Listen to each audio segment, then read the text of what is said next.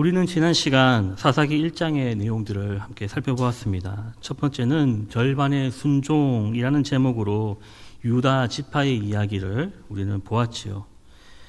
여호수아가 죽은 후 마치지 못했던 그 정복 전쟁을 이어가야 했던 이스라엘 백성들은 하나님께 여쭈었습니다. 누가 먼저 올라가야 합니까?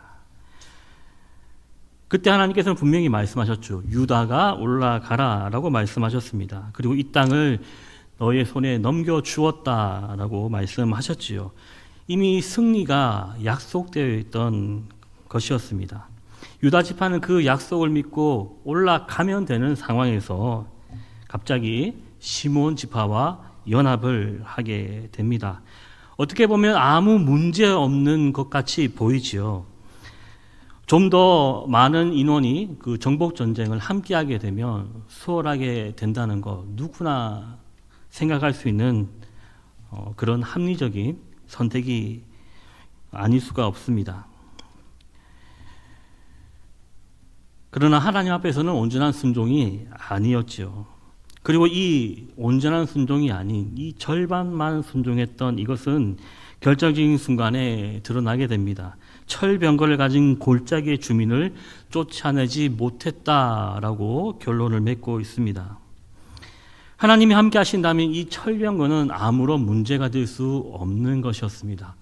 하나님께서 야 철병거 있을 때 너희는 싸우지 마 이렇게 명령하신 적이 없으시죠. 하지만 이들은 눈앞의 현실 아주 강력해 보이는 그 철병거 앞에서는 그들은 멈추고 말았습니다. 그리고 두 번째 시간에는 믿음보다 앞선 합리라는 제목으로 말씀을 한번 살펴보았습니다.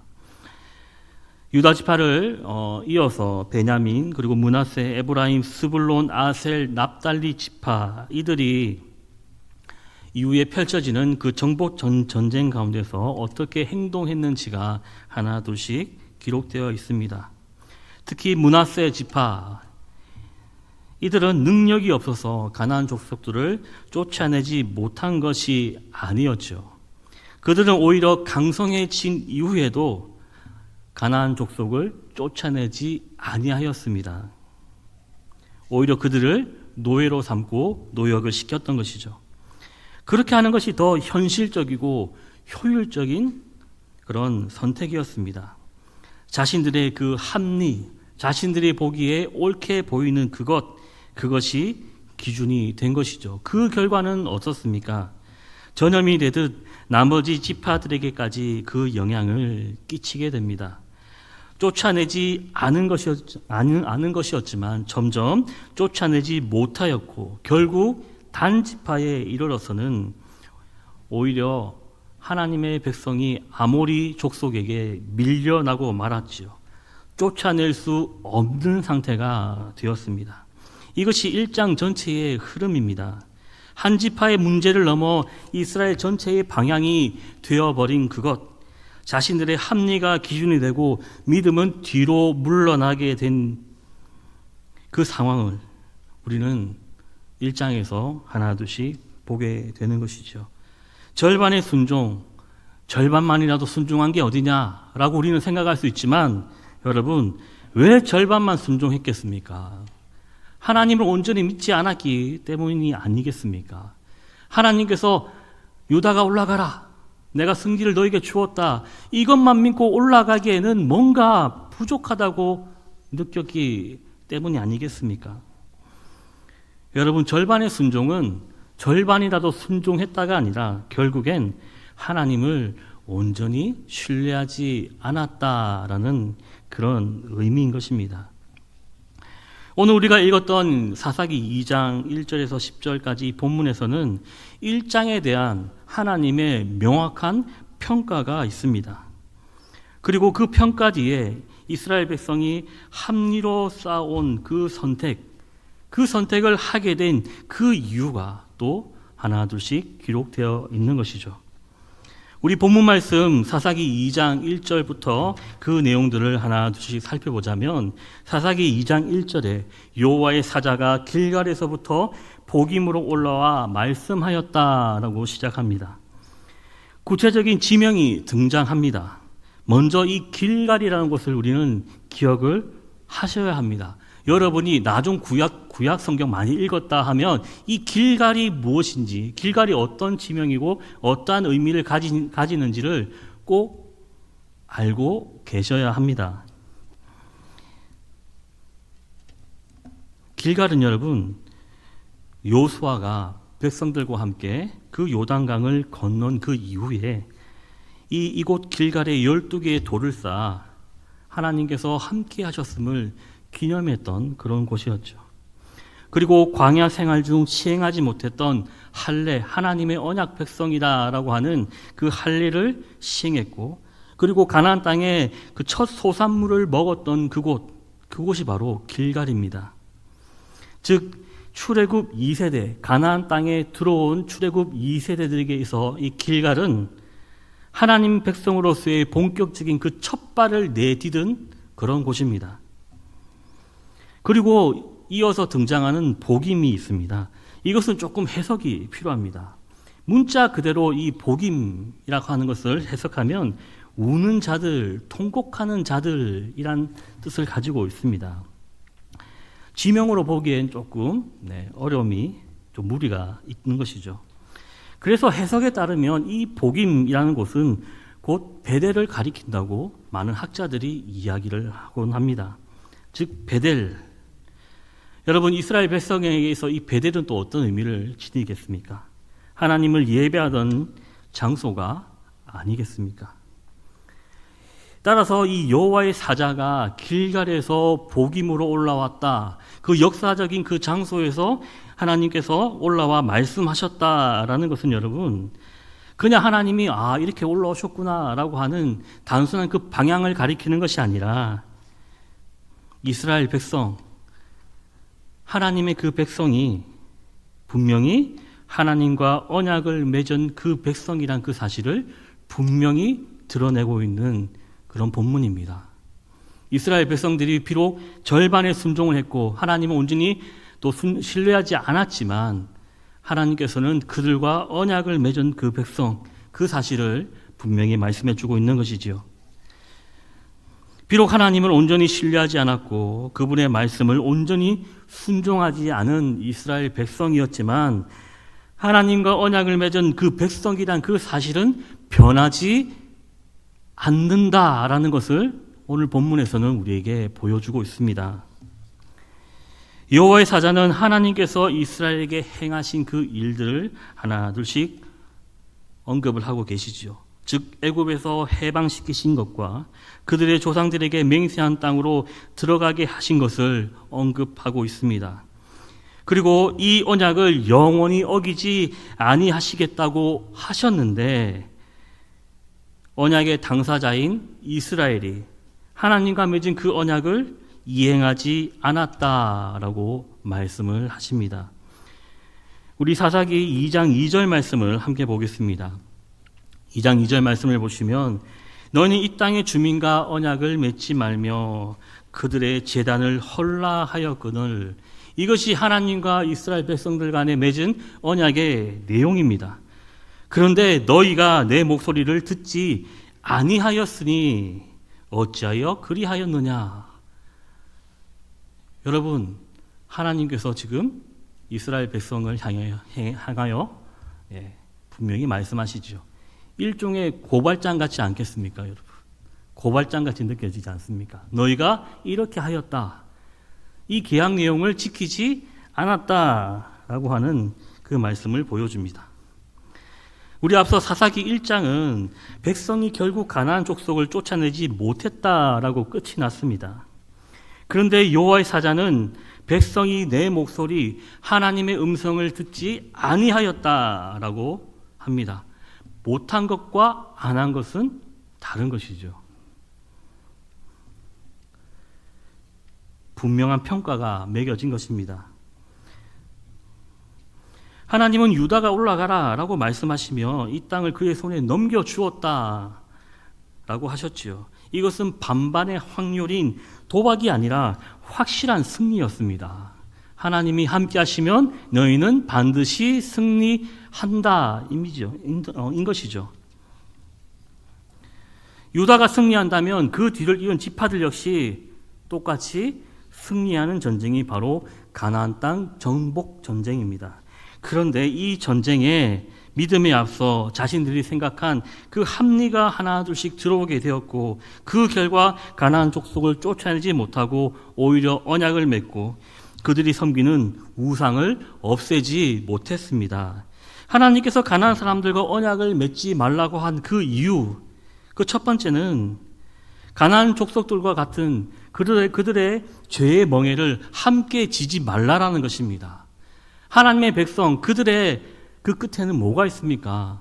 생명이 있죠. 영원한 하나님의 보살핌과 하나님께서 주시는 그 생명이 그들에게 보장되어 있습니다. 하지만 죄의 결과는 무엇입니까? 사망이지요. 하나님께서 이스라엘 백성에게 가나안 족속을 다 쫓아내라라고 하신 것, 그것은 바로 하나님께서 가나안 족속들을 향한 심판이었다는 것을 우리는 기억해야 됩니다.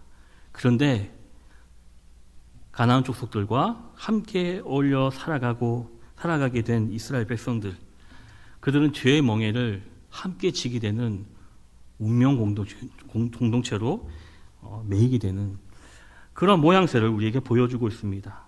그리고 가나안 사람들의 제단, 우상을 헐라라고 하신 것은 우상을 헐지 않으면 이스라엘 백성들이 가나안 사람들의 우상을 섬기게 될 것이다 라고 하는 그런 이유 때문에 하나님은 이 두 가지를 철저히 지키게 하셨습니다. 결국 이스라엘 백성은 3절에서 하나님의 심판을 마주합니다. 그 첫 번째는 이제 하나님께서는 가나안 족속을 쫓아내지 않겠다라고 하십니다. 원래는 쫓아내야 되는데 쫓아내지 않겠다.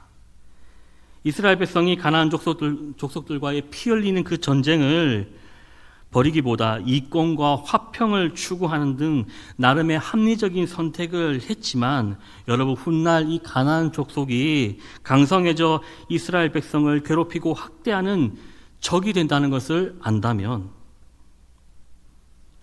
얼마나 큰 불순종의 대가인 것을 우리는 깨달아야 합니다. 두 번째로 가나안 족속이 이스라엘에게 가시가 된다라고 말씀하시죠.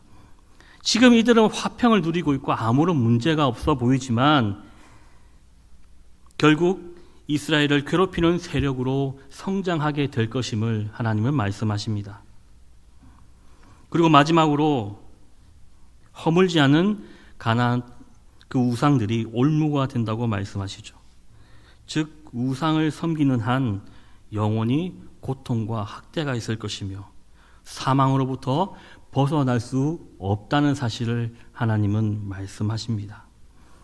자, 이제 하나님의 심판을 이스라엘 백성들은 들었습니다. 4절과 5절에 이스라엘 백성들의 반응은 어떠한지 한번 살펴보겠습니다. 우리 4절과 5절 말씀을 보시면 이스라엘 모든 자손에게 이 말씀을 이르매 백성이 소리 높여 운지라라고 말씀합니다. 그리고 복임이라는 그 지명이 또 등장하지요. 그곳을 이름하여 복임이라 하고 또 거기서 여호와께 제사를 드렸다라고 기록하고 있습니다. 소리 높여 울었다라는 것은 곧 통곡하였다라는 것입니다. 제가 앞서 이 복임의 뜻이 뭐라고 말씀드렸죠? 우는 자들, 통곡하는 자들이라고 했지 않습니까? 거기에 대한 해석이 여기서 등장합니다. 슬픔을 감추지 않고 펑펑 울며 통곡하고 있는 모습. 얼마나 울었든지 하나님의 집이라는 뜻의 이 베델을 우는 자들 혹은 통곡하는 자들의 뜻인 복임으로 이름을 짓고 있는 모습. 또한 그곳에서 예배도 드리고 있는 모습을 우리는 보게 됩니다. 그런데 여러분, 울고 불며 또 하나님께 예배를 드리는 그런 모습을 보지만 여기에 이스라엘 백성들이 회개하였다라는 대목은 등장하지 않습니다. 하나님께 돌아섰더라라는 그런 대목도 등장하지 않습니다. 결국 하나님께서 말씀하셨던 것처럼 가나안 땅 정복은 실패했습니다, 여러분. 그렇다면 왜 이런 결과가 일어났을까요? 그것을 우리 6절에서 10절까지의 내용에서 그것을 하나둘씩 살펴볼 필요가 있습니다. 우리 6절과 10절까지는 과거를 회상하는 모습으로 우리에게 또 보여지고 있죠. 결국 가나안 땅 정복 실패에 이르게 된 보다 근본적인 그 이유를 6절과 10절에서는 지적하고 있습니다. 1장에서 그 이유를 하나님을 온전히 순종하지 못한 믿음, 가나안 골짜기 사람들의 철병거, 이스라엘 백성들의 합리적인 선택 등이었지만 이런 현실의 근본적인 그 문제는 이스라엘 백성들이 하나님을 알지 못하며 이스라엘을 위하여 행하신 일도 알지 못하였더라. 이것이 보다 근본적인 이유라는 것을 지적하고 있는 것입니다. 6절에 여호수아를 통해 가나안 땅을 분배받은 각 지파들은 분배받은 지역으로 가서 땅을 하나둘씩 차지하였지요. 하지만 그 땅을 온전히 차지하지는 못했습니다. 그리고 7절에 여호수아와 함께했던, 그때 함께 활동했던 그 세대들이 살아있을 동안에는 백성이 하나님을 섬겼습니다. 7절에 그 이유를 분명히 말씀하고 있습니다. 왜 여호수아와 함께했던 그 세대들이 살아있을 동안에는 왜 하나님을 섬겼는가? 이들은 여러분, 하나님께서 이스라엘을 위하여 행하신 그 모든 일들을 직접 눈으로 본 자들이었습니다. 어떤 자들이었다고요? 본 자들이었어요. 요단강을 건너고 함성 하나만으로 여리고성을 무너뜨리는 하나님의 놀라운 역사를 보았지요. 또 그들이 광야에 있을 때는 어땠습니까? 먹을 것이 없는 어둡고 춥고 메마른 그곳에서 하나님께서 먹이셨던 그 역사함을 경험했던 그 세대, 그들에게 있어 이 하나님의 이야기는 전에 들었고 전설과 같은 이야기가 아니라 실제로 어떻습니까? 살아있는 경험이었죠. 그렇기 때문에 그들이 살아있을 동안에는 여호와 하나님을 섬겼다라고 말씀합니다. 그런데 여러분, 8절에 여호수아가 죽고 그리고 10절에 여호수아 세대 사람들이 모두 죽자 그 후에 일어난 세대는 하나님을 알지 못하였더라. 즉 하나님을 모른다입니다.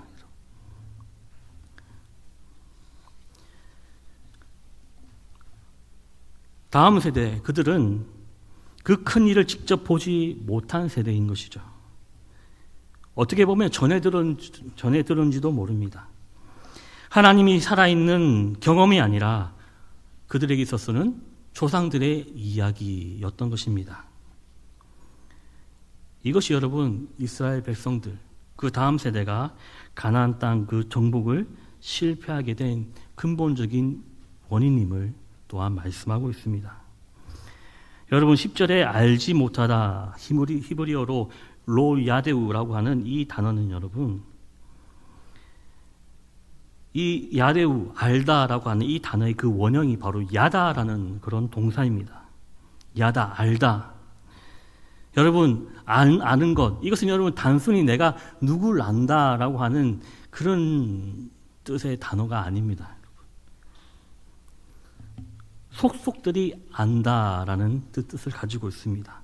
좀 더 구체적으로 말씀드리자면 부부가 결혼을 통해 서로의 모든 것을 숨김없이 아는 것, 비밀이 없지 않습니까? 모든 것을 다 알지 않습니까? 그렇게 아는 것을 바로 야다, 알다라는 그런 의미입니다.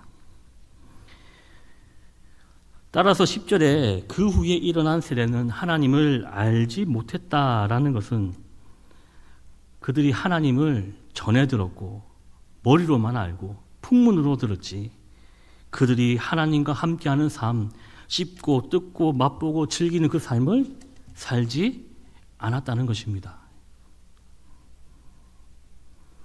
저는 여러분께 이 하나의 질문을 드리고 싶습니다. 여러분, 내 힘으로 도저히 안 되겠다 싶어서 하나님께 매달렸던 그런 기억들이 남아 계십니까?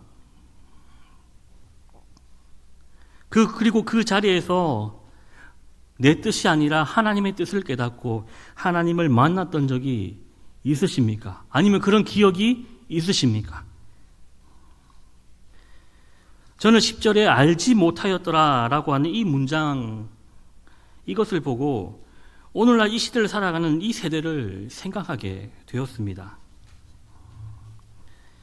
여러분, 이스라엘 백성들의 다음 세대, 여호수아 이후 세대, 그 세대가 하나님을 알지 못한 것은 하나님이 사라지셨기 때문이 아니었습니다. 하나님은 여전히 살아계셨고 그들과 함께하고 계셨지요. 그러나 다음 세대, 그 이후 세대는 하나님께로 온전히 나아가지 못하는 모습을 보여주었습니다. 자신들의 합리를 하나둘씩 끼워 넣는 모습을 보여주죠. 그들의 조상에게 하나님께서 행하셨던 그 일은 알고 있습니다. 많이 들었습니다. 옛날에 이랬더라. 그런 이야기를 많이 들었죠. 제가 교회에서 사역을 하다 보면 간혹 술 취하신 분들이 교회에 올 때가 있습니다. 왜 꼭 교회에 그렇게 술을 드시고 오시는지 잘 모르겠지만 그들이 꼭 교회에 오셔서 목회자들 붙들고 이제 하소연을 하고 하시는 때가 간혹가다 있는데요. 그들이 한결같이 하시는 말씀이 뭐냐면 내가 왕년에 라는 말씀을 참 많이 하십니다. 내가 왕년에 어땠고 우리 집안에 뭐 장로가 있었고 뭐 이런 이야기 하시면서 자신의 신앙 배경을 이야기하시죠. 그런데 여러분, 그 기억이 있으신 분이 지금 술 취한 모습으로 교회에 오셔서 어떻게 보면 좋지 않은 모습을 보여주는 그 현실은 어떻게 설명할 겁니까, 여러분?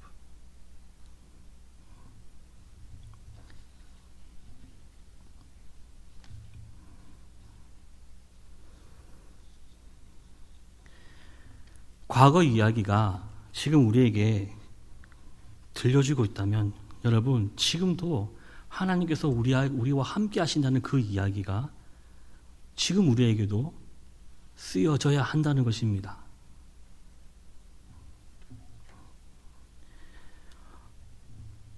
조상들의 그 이야기는 알고 있었지만 여호수아 이후 이 세대는 자신들의 이야기로, 자신들과 함께 역사하시는 하나님의 이야기로 만들지는 않았습니다. 하나님의 그 일하심이 그들에게는 전설이 되고 말았습니다.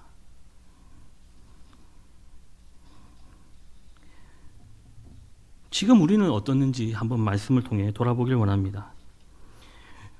우리도 하나님께서 행하신 그 일들을 분명히 알고 있습니다.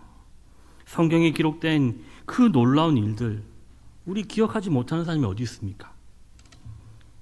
그런데 혹시 그것이 우리에게도 전설이 되고 있지는 않은지 우리는 한번 생각해 보아야 합니다. 여러분, 지금 우리가 사는 이 시대 얼마나 은혜가 넘치는 시대입니까? 유튜브만 틀면 좋은 내용들 많이 나오죠. 새롭게 하소서, 그렇죠? 거기서 많은 목사님들의 말씀이 쏟아지고 있습니다. 조금만 마음 안 먹으면 찬양 소리 얼마든지 들을 수 있죠. 예수님을 인하여 완성된 그 구원을 풍족히 온전히 누리는 이 시대를 우리는 살아가고 있습니다. 그런데 어찌된 일인지 오늘날 하나님께 순종하였더니 하나님께서 이렇게 역사하셨다. 예수님의 말씀대로 살아갔더니 내 인생이 이렇게 바뀌었다. 할렐루야. 이런 이야기가 잘 들리지 않습니다. 하나님을 알기보다 세상을 알기에 더 급급한 세대인 것 같습니다. 어떻게 하면 오르는 주식에 투자 잘할까? 어떻게 하면 재산을 불릴 수 있을까? 어떻게 하면 내가 세상에서 더 풍족하게 살 수 있을까? 여기에는 정말 사람들이 관심이 많습니다. 하지만 하나님의 뜻을 구하고 어떻게 하면 내가 하나님을 붙들고 하나님의 그 뜻을 따라 이 세상 가운데 온전히 살아갈까? 그것을 알기 위해 몸부림치며 노력하며 눈물 짓는 그 일을 찾아보기가 힘든 세대가 된 것 같습니다. 우리 사랑하는 성도 여러분, 하나님은 지금도 살아 계십니다. 믿으십니까? 지금도 역사하고 일하고 계십니다. 달라진 것은 여러분, 하나님이 달라지신 것이 아닙니다. 그렇기 때문에 우리는 이 복음, 이것을 진리라고 부르는 것이죠. 변하지 않기 때문에, 없어지지 않기 때문에, 영원하기 때문에 우리는 이것을 진리라고 부르고 있습니다. 문제는 우리가 그 하나님을 온전히 알지 못한다라는 것입니다. 하나님을 아는 기억에서 멈추고 있는 우리의 모습을 한번 돌아봐야 하는 것입니다. 지금 이 순간 하나님께 나아가는 우리의 모두가 되기를, 우리의 모습이 되기를 간절히 원합니다. 기도하고 말씀 앞에 서고 또 그 자리에서 하나님을 만나기 위해, 하나님의 뜻을 알기 위해 그렇게 몸부림치는 것입니다. 내가 주님의 사람으로 변화되어 주님의 뜻을 이루며 살아간다면 믿음의 삶이 전설이 아니라 나의 이야기가 되고, 그리고 이 세대의 이야기가 되고, 종국에는 하나님의 이야기가 되는 것입니다. 우리 오늘 이 말씀을 기억하며 여호수아 후 세대가 하나님을 알지 못함으로 인해, 그리고 이후에 이 사사기의 내용이 어떻게 흘러가는지를 또 우리는 또 배워갈 것입니다. 이것을 우리는 반면교사 삼아 우리는 하나님을 알기에 더욱더 노력하며 주님과 함께 온전히 걸어가는, 그리하여 하나님을 온전히 알기에 부족함이 없는 우리 모두가 되길 주님의 이름으로 간절히 축원드립니다.